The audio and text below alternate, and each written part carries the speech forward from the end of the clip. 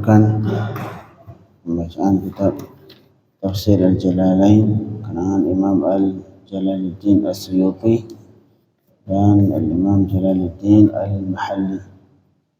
Masih di surah Al-Baqarah ayat 231. إذ قال الله تعالى أعوذ بالله من الشيطان الرجيم بسم الله الرحمن الرحيم.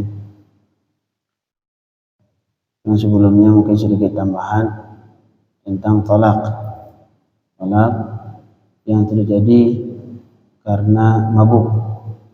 Kata ulama, seseorang yang sedang mabuk mengucapkan talak jatuh atau tidak. Jika mabuknya karena disengaja minum khamar, akhirnya mabuk dan mengucapkan lafaz talak, hukumnya jatuh talak walau dia tidak sadar. Walau tanpa sadar, ulama syariat di sini memberatkan kepadanya dengan dijatuhkan talak. Walaupun dia mabuk yang sengaja. Sedangkan orang yang mabuk tanpa sengaja, dia kira ini air teh, tiba-tiba air mabuk. Ataupun minum obat bodrek, atau dia sakit kepala minum bodrek, tiba-tiba mabuk, hukumnya tidak jatuh talak. Tidak jatuh talak.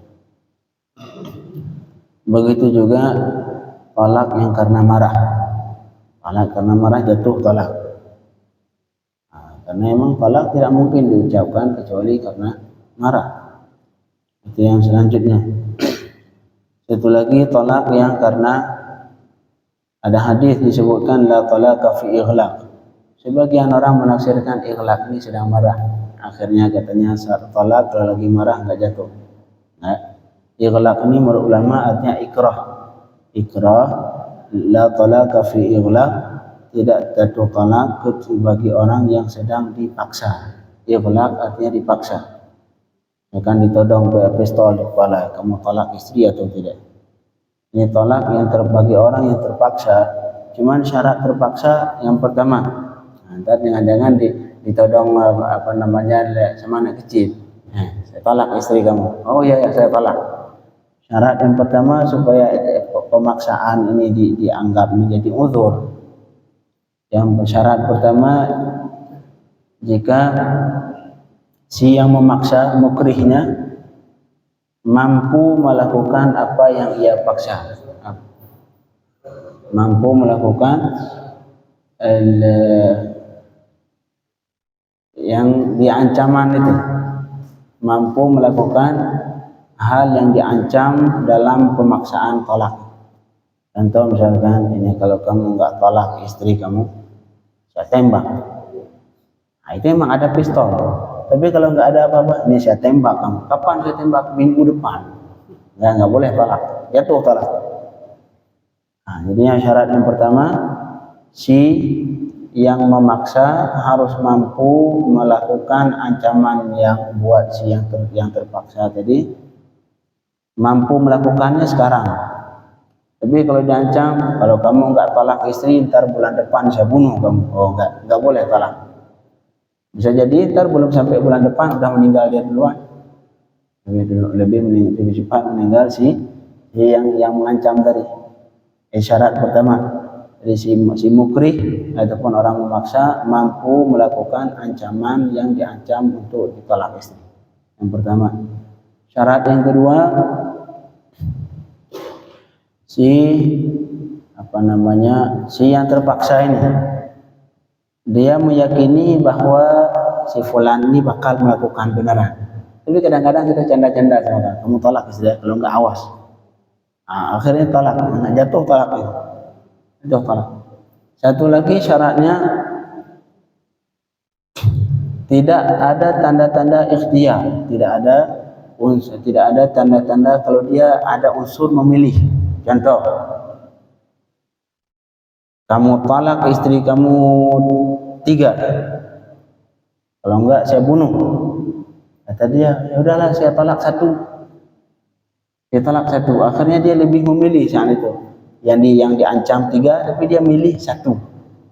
Nah, kalau ada unsur memilih seperti itu, unsur ikhtiar, jatuh talak.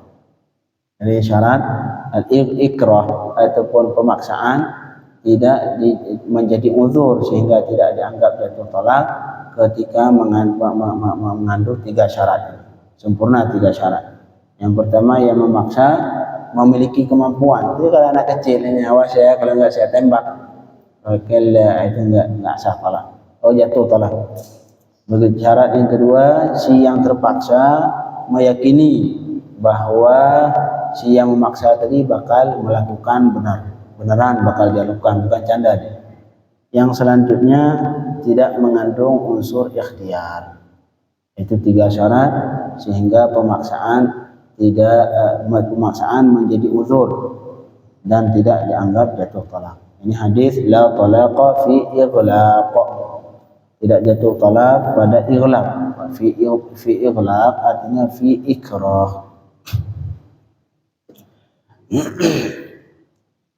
Nah, kemudian Allah melanjutkan a'udzubillahi minasyaitonirrajim wa idza, masih menyangkut talak juga, wa idza talaqtumun nisaa fa balaghna ajalahunna fa amsikuhunna bima'rufin aw sarrihuhunna bima'ruf wa la tumsikuhunna diraran lita'tadu wa man yaf'al dhalika faqad zalama nafsahu ولا تتخذوا آيات الله هزوا واذكروا نعمة الله عليكم وما أنزل عليكم من الكتاب والحكمة يعظكم به واتقوا الله واعلموا أن الله بكل شيء عليم. Kata Allah, wa idza talaqtumun nisa, dan apabila kalian mentalak perempuan-perempuan, fabalaghna ajalahunna, kemudian mereka sampai ajal mereka. Ajal yang dimaksud ialah masa iddah, bukan ajal meninggal. Maka kemudian sampai mereka perempuan yang istri yang ditolak akan ajal mereka, batas waktu mereka. Tapi ulama di sini, ulama tafsir mengartikan bukan setelah sampai, artinya mendekati habis masa iddah. Itu makna fabalaghna ajalahun. Seorang suami mentalak istri dan kemudian istri sudah di penghujung masa iddah, kira-kira 2 atau 4 hari lagi yang mau habis masa iddah, fa'amsikuhun, maka Allah saat itu memberikan pilihan ke suaminya, fa'amsikuhun, maka silakan kalian pegang mereka kembali. Artinya kalian rujuk mereka kembali, istri kalian, bima'ruf, dengan jalan yang ma'ruf, yang sesuai syariat, yang tidak berkeinginan untuk menyakiti para istri. Nah, itu yang pertama. Tapi kalau kita rujuk dengan tujuan ingin menyakiti istri, haram. Jadi rujuk syaratnya harus bima'ruf, tidak bertujuan untuk menyakiti.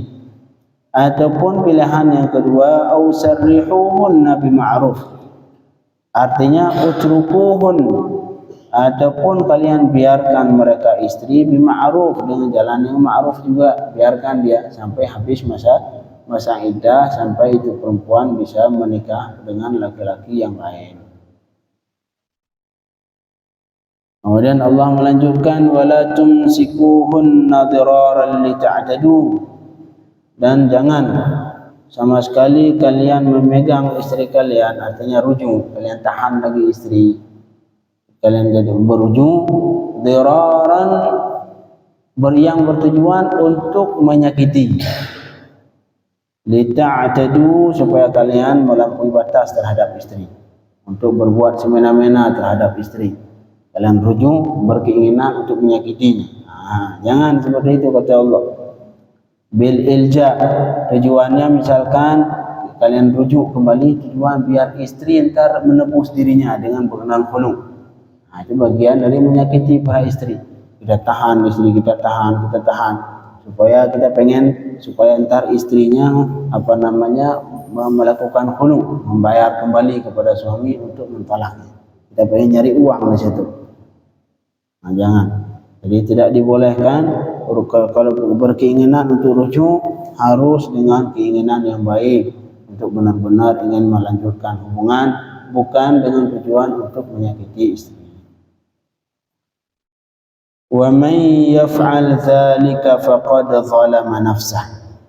Dan siapa saja yang melakukan itu, kata Allah, yang merujuk istrinya kembali dengan tujuan ingin menyakitinya, faqad zalama nafsah, maka sungguh ia telah menzalimi dirinya. Menzalimi dirinya sebenarnya bukan menzalimi istri, tapi justru dia, kata Allah, menzalimi dirinya. Karena kenapa? Bi ta'ridhiha ila azabillah. Karena dia seolah-olah dengan menjerumuskan dirinya ke azab Allah Subhanahu wa taala. Kemudian Allah lanjutkan, wala tattakhidhu ayatillahi huzwa, dan jangan kalian jadikan ayat-ayat Allah sebagai permainan, sebagai alat candaan. Kapan dijadikan ayat Allah permainan, bahan candaan? Ketika kita melanggar. Tapi kalau misalkan kita mendengar ayat Allah dan kita patuhi, ya berarti benar-benar. Sedangkan kita dengar ayat Allah seperti orang Yahudi, qalu sami'na, kalau Yahudi qalu wa idza akhadna mitsaqakum wa rafa'na fawqakum at-tur khudhu ma atainakum biquwwatin wasma'u. Apa jawaban orang Yahudi? Qalu sami'na wa 'asaina. Kita dengar tapi kemudian kita langgar. Nah, ini Yahudi. Qalu sami'na wa 'asaina, kami dengar dan kami langgar. Ini tidak seperti ini melanggar. Sudah kita dengar perintah Allah, sudah kita dengar larangan Allah, kemudian kita melanggar, sama dengan hati kita belum menganggap ayat ini adalah ayat Allah, ini ayat yang patut dihargai. Kita tidak menghormati ayat Allah dengan bukti seperti hanya misalkan ada undang-undang yang kita langgar. Udah kita dengar undang-undang, kemudian besoknya langsung kita langgar. Itu pasti kita dituduh meremehkan. Ini kamu meremehkan undang-undang. Kenapa? Sudah tahu tapi kamu lakukan. Sudah tahu tidak boleh tapi kamu tetap melakukan, melanggar. Ini melanggar bagian dari meremehkan. Melanggar sebuah peraturan yang diharamkan seperti halnya di sini dianggap meremehkan undang-undang. Makanya kata Allah, wala tattakhidhu ayatillahi huzwa. Jangan sama sekali wahai orang mukmin, ini kita yang mukmin, jangan sama sekali kalian menjadikan ayat Allah sebagai bahan permainan, sebagai bahan candaan, dengan cara kalian melakukan kapan saja yang ingin kalian lakukan dan kapan saja kalian ingin langgar, kalian langgar. Artinya ayat Allah tidak lagi dalam perasaan kita, dalam hati kita, bukan lagi sesuatu yang harus diikuti beneran. Mau ikut ya ikut, ya enggak ya enggak. Nah, artinya bagi kita ayat Allah ini adalah ibarat dari permainan, cuma sekedar permainan, bahan candaan. Kalau ikut ya ikut, kalau enggak ya sudah. Wala tattakhidhu ayatillahi huzwa. Jangan jadikan ayat Allah sebagai bahan candaan dengan sebab kalian melanggarnya. Kemudian wazkuru ni'matallah. Jadi jangan kalian langgar perintah Allah dan larangan Allah. Kenapa ya Allah? Wazkuru ni'matallah. Ingatlah nikmat Allah kepada kalian. Nikmat Allah kepada kalian. Salah satu nikmat yang paling besar disebutkan dalam tafsir ai bil Islam. Artinya dengan sebab Allah menjadikan kalian orang Islam. Menjadikan kalian orang Islam. Kita alhamdulillah, bukan dengan kemauan kita, tapi Allah sudah memberikan taufik kepada kita untuk lahir dari perut, dari rahim orang Islam. Coba kalau misalkan kita lahir dari perut yang bukan Muslim, lahir dari perut orang-orang Cina di sini, ya subhanallah. Alhamdulillah, kita yang pertama taufik dari Allah lahir dari rahim orang Muslim. Sayyidina Salman Al-Farisi. Sayyidina Salman Al-Farisi, beliau bukan orang Mekah, bukan orang Arab. Sayyidina Salman bukan orang Arab. Sayyidina Salman dasarnya dari Persia. Persia mungkin daerah, kalau sekarang Iran, daerah Iran sekitar. Farisi di Persia. Salman Al-Farisi. Beliau Awalnya Nasrani. Awalnya Nasrani. Kemudian beliau membaca kitab Injil yang asli, yang menceritakan bahwa akan datang suatu nabi yang adalah nabi akhir zaman, yang begini sifatnya, lahir di Jazirah Arab, kemudian begini tanggal lahirnya, akan terjadi ini. Jadi semua sifat Rasulullah beliau hafal. Salah satunya baina katifaihi alamah. Ini antara dua bahu Rasulullah, di belakang ini ada tanda kenabian. Ada tanda kenabian, enggak tahu entah berbentuk bulu ataupun ada tanda kenabian. Disebutkan dalam kitab Injil. Dalam hadis juga. Kemudian Sayyidina Salman semua itu, dan salah satu sifat Nabi ketika dikasih ketika dikasih sedekah Rasul enggak makan. Tapi ketika dikasih hadiah Rasul makan. Karena beda sedekah sama hadiah. Karena kalau sedekah faktornya karena penerima membutuhkan. Buka donasi, saya butuh, itu namanya sedekah. Tapi kalau unsur pemberian yang unsurnya karena penerima dimuliakan, hadiah. Misalkan kita ada orang yang kita muliakan, kita kasih uang ataupun kita kasih untuk memuliakan, itu hadiah. Makanya Rasul sallallahu alaihi wasallam kalau yang pemberian yang berbentuk sedekah Rasul enggak nerima. Sedangkan yang berbentuk hadiah Rasul terima. Karena itu unsur memuliakan. Bukan memudahkan. Bukan memudahkan. Memudahkan. Enggak, memudahkan karena butuh juga. Memudahkan artinya dia butuh dimudahkan. Ini bukan Rasul enggak butuh. Rasul ketika diberi bukan karena unsur kebutuhan, bukan karena unsur memudahkan, tapi karena unsur memuliakan, itu Rasul terima. Jadi beda hadiah sama sedekah. Sedekah unsurnya membutuhkan, sedangkan hadiah unsurnya memuliakan.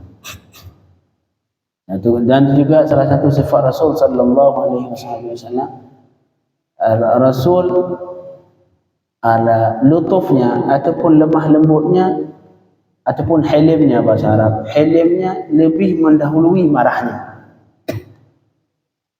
Artinya ketika Rasul sampai Rasul pernah suatu ketika ditarik, ini hampir keluar darah, ditarik leher itu, ditarik seketika, ini udah merah, lembam merah di sini leher.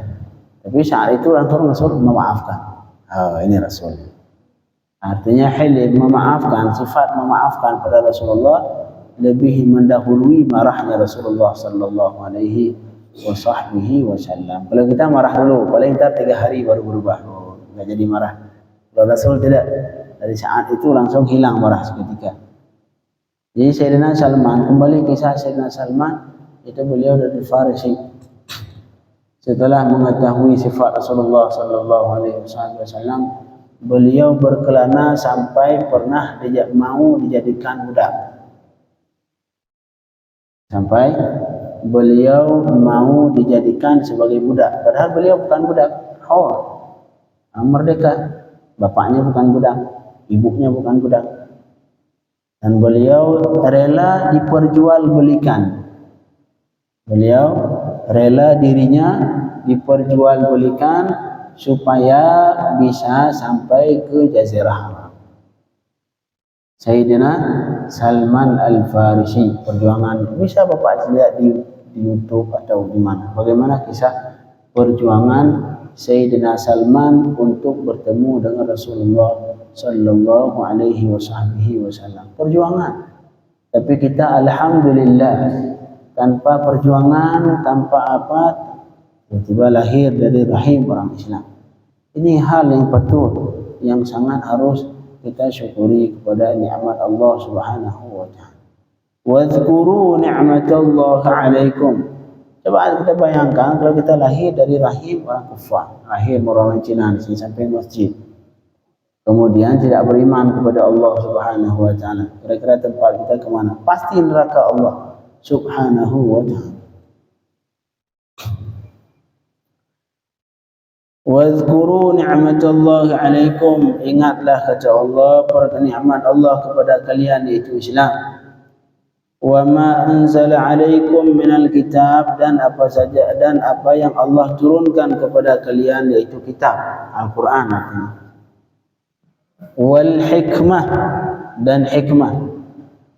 Arti al-hikmah yaitu sesuatu yang terkandung hukum-hukum yang terkandung dalam Al-Quran. Itu hikmah yang dimaksud di sini adalah ma fihi minal ahkam, hukum-hukum yang terdapat dalam Al-Quran. Wattaqu ya'idzukum bih, ya'idzukum bih, Allah memberi mau'izah kepada kalian bihi, dengan yang kitab tadi.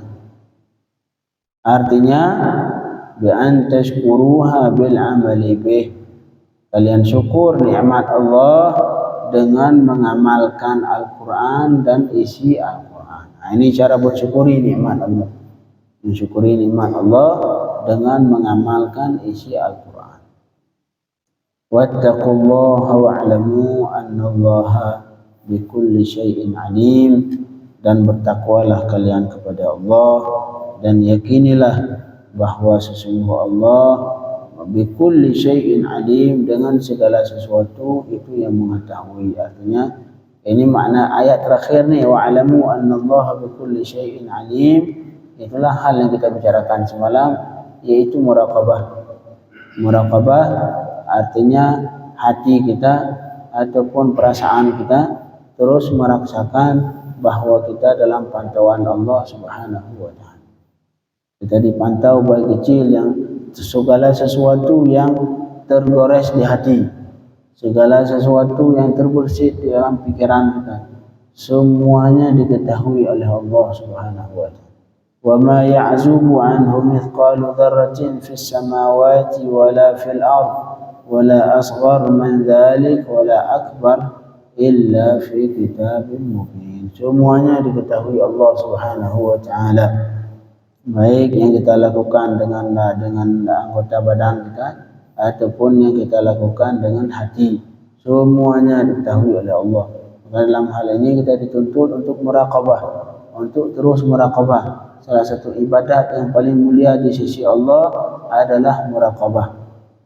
Muraqabah inilah yang bisa mencegah seseorang dari melakukan maksiat. Artinya makna muraqabah, kita terus merasakan bahwa kita dalam keadaan dipantau oleh Allah Subhanahu wa taala, seperti halnya CCTV. Nah, dengan muraqabah inilah seseorang akan bertambah semangat untuk beribadah, dan seseorang akan tertahan dari melakukan maksiat. Allahumma faqihna fid din wa 'allimna at-ta'wil. Allahumma 'allimna ma yanfa'una wanfa'na bima 'allamtana bi rahmatika ya arhamar rahimin. Sallallahu ala sayyidina Muhammadin wa alihi wasallam. Walhamdulillahi rabbil alamin.